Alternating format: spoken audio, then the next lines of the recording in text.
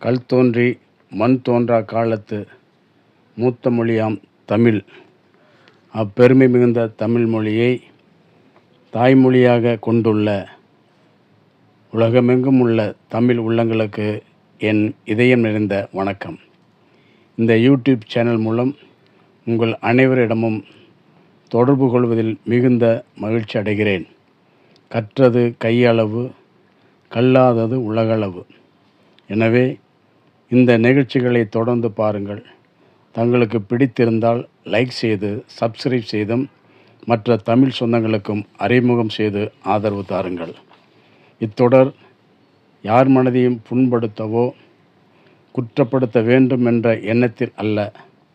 மறந்த, மறைக்கப்பட்ட, தெரிந்து கொள்ளாத உண்மையான மெய்ப்பொருளை உலகெங்கும் உள்ள தமிழ் சமுதாயம், நம் முன்னோர்களின் வாழ்க்கை முறை மற்றும் கலாச்சாரம், தெய்வ வழிபாடுகளை வெளி உலகத்துக்கு வெளிப்படுத்தவும் தமிழ் இனத்திற்கு விழிப்புணர்வை ஏற்படுத்துவதே இச்சேனலின் நோக்கம்.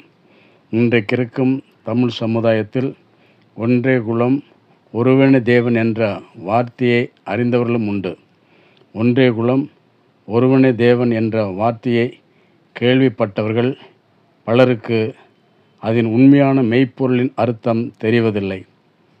இந்த வார்த்தையை அறியாத தமிழ் சமுதாயமும் இந்த வார்த்தையின் உண்மையான மெய்ப்பொருளையும் அறிந்து கொள்ள வேண்டும் என்ற உணர்வும் இல்லாத தமிழ் சமுதாயமும் உண்டு. இதிலும் முக்கியமாக இன்றைய இளைஞர்கள் உண்டு என்பது யதார்த்தமான உண்மை.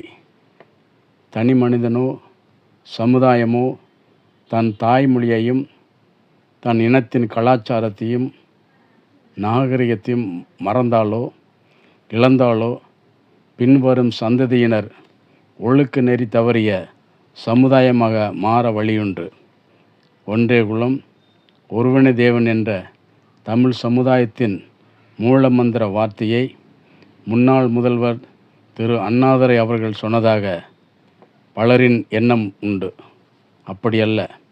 ஒன்றே குலம், ஒருவனே தேவன் என்ற தமிழ் இனத்தின் மூல மந்திரத்தை முதலில் முழங்கியவர் 18 சித்தர்களில் ஒருவரான திருமூலர் ஆவார்.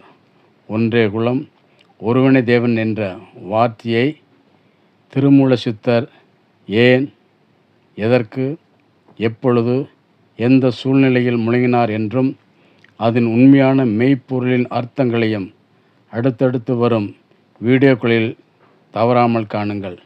கற்றலின் கேற்றலை நன்று. இந்த நிகழ்ச்சி தங்களுக்கு பிடித்திருந்தால் லைக் செய்து சப்ஸ்கிரைப் செய்தும் மற்ற நண்பர்களுக்கும் அறிமுகப்படுத்தி ஆதரவு தாருங்கள். மிக்க நன்றி. வணக்கம்.